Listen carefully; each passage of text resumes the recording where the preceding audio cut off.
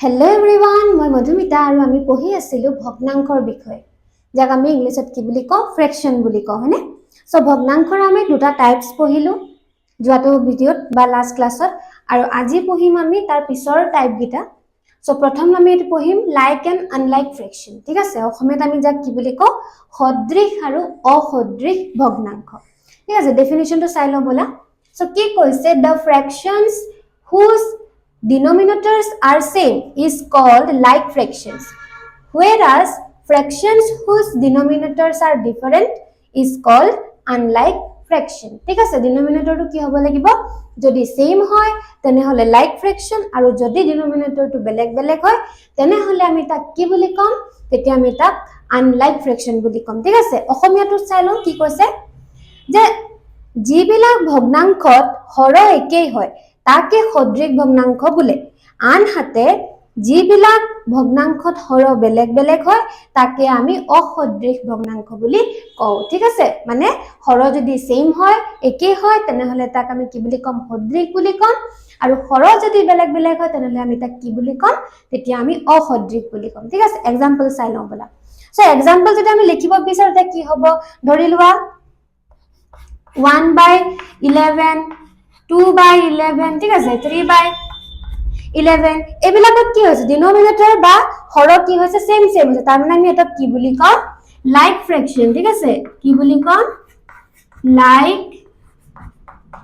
ফ্ৰেকশন और অসমীয়াত আমি কি বুলি কম সদৃশ ভগ্নাংক বুলি কম ক্লিয়াৰ ওকে সো ইয়াতক আমি কি বুলি কম সদৃশ ভগ্নাংক বা লাইক ফ্ৰেকশন বুলি কম আৰু এটা एग्जांपल কি লম আমি এটা আনলাইক ফ্ৰেকশনৰ লম ঠিক আছে আনলাইক ফ্ৰেকশনৰ কাৰণে কি হ'ব সো আনলাইক ফ্ৰেকশনৰ কাৰণে আমি লিখিব পাৰো ধৰি লোৱা 2/3 হৈ গল ঠিক আছে 1/5 হৈ গল তাৰ পিছতে 2 যেনিবা 7 হৈ গল সো ইয়াতে কি হৈছে ইয়াতে তোমাৰ হৰ যিবিলাক আছে ডিনোমিনেটৰ যিবিলাক আছে সব ডিফাৰেন্ট হৈছে না বেলেগ বেলেগ আছে 1 কবা 3 আছে কবা 5 আছে দেন কবা 7 আছে সো এনেকুৱা ধৰণৰ যদি আমাক ভগ্নাংকবোৰ দি দিয়ে তেতিয়া আমি গম পাম যে কি হয় আনলাইক ফ্ৰেকশন বা আমি অসমীয়াত কি কম অসদৃশ ভগ্নাংক বুলি কম ক্লিয়াৰ সো এ আছিলে আমাৰ সদৃশ আৰু অসদৃশ বা লাইক এণ্ড আনলাইক ফ্ৰেকশনৰ एग्जांपल्स উইথ ডেফিনিশন ক্লিয়াৰ হল দেন আমি নেক্সট যেটো আমাৰ প্ৰকাৰ আছে বা আমি যেটো টাইপস আছে হেতু পঢ়িম ঠিক আছে সো এবাৰ আমি পঢ়িম ইকুইভ্যালেন্ট ফ্ৰেকশন বা সমতুল্য ভগ্নাংক ঠিক আছে এটা ইকুইভ্যালেন্ট ফ্ৰেকশন মানে কি the fractions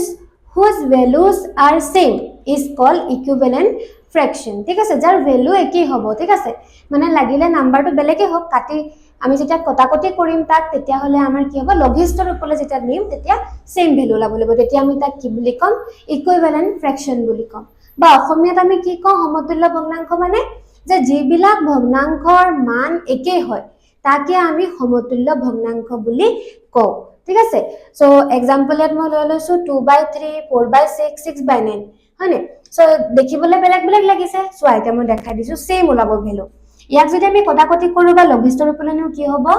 2 2 যা 4 3 2 যা কি হ'ব 6 হ'ব ঠিক তেনেকে ইয়াক যদি কাটো আমি 2 3 যা 6 3 3 যা 9 একে ওলাইছে নে 2/3 2/3 2/3 ভ্যালু কিটা সব একে ওলাইছে হয় নহয় মানবোৰ একে ওলাইছে সো এনেকুৱা টাইপৰ আমি যিবিলাক তোমাৰ ভগ্নাংক পাম বা ফ্ৰেকশন পাম হেবিলাকক আমি ইকুইভ্যালেন্ট ফ্ৰেকশনৰ সমতুল্য ভগ্নাংক বুলি কম ঠিক আছে আৰু এটা एग्जांपल দি দিছো চোৱা আৰু এটা एग्जांपल হ'ব পাৰে 1/5 ঠিক আছে দেন আমি লিখিব পাৰো 3/15 তাৰ পিছতে কি লিখিব পাৰো 7/35 হবনে সো আইটো কি হ'ব 3 5 যে আমি কিমান জানো 15 জানো ইয়াত 1 থাকি যাব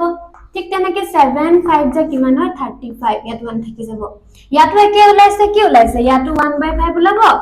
আৰু ইয়াটো কি হ'ব 1/5 ওলাব আলটিমেটলি কি হল এই তিনিটাৰ ভ্যালু 1/5 এ ওলাইছে তাৰ মানে আমি ইয়াক কি বুলি কম ইকুইভ্যালেন্ট ফ্ৰেকশন অৰ কি বুলি কব পাৰো সমতুল্য ভগ্নাংক ঠিক আছে ওকে সো এবাৰ আমি কি পঢ়িম এবাৰ পঢ়িম ইনভাৰ্স ফ্ৰেকশন যাক আমি অসমীয়াত কি বুলি কওঁ বিপৰীত ভগ্নাংক বুলি কওঁ ঠিক আছে সো বিপৰীত ভগ্নাংক বা ইনভাৰ্স ফ্ৰেকশন মানে কি if we inverse the numerator and the denominator of a fraction, then the resultant fraction will be the inverse fraction of the original fraction. ঠিক আছে অসমীয়াত কি কয় চাই লও এবাৰ যে যদি আমি ভগ্নাংশ এটাৰ লব আৰু হৰ উলুটাকৈ লিখো তেনেহলে নতুনকৈ পোৱা ভগ্নাংশটো প্ৰথম ভগ্নাংশটোৰ বিপৰীত ভগ্নাংশ হ'ব তাৰ মানে কি বুজাবলৈ চেষ্টা কৰিছে তাৰ মানে তুমি যদি এটা ভগ্নাংশ লোৱা বা ফ্ৰেকশন এটা লোৱা যদি ধৰি লোৱা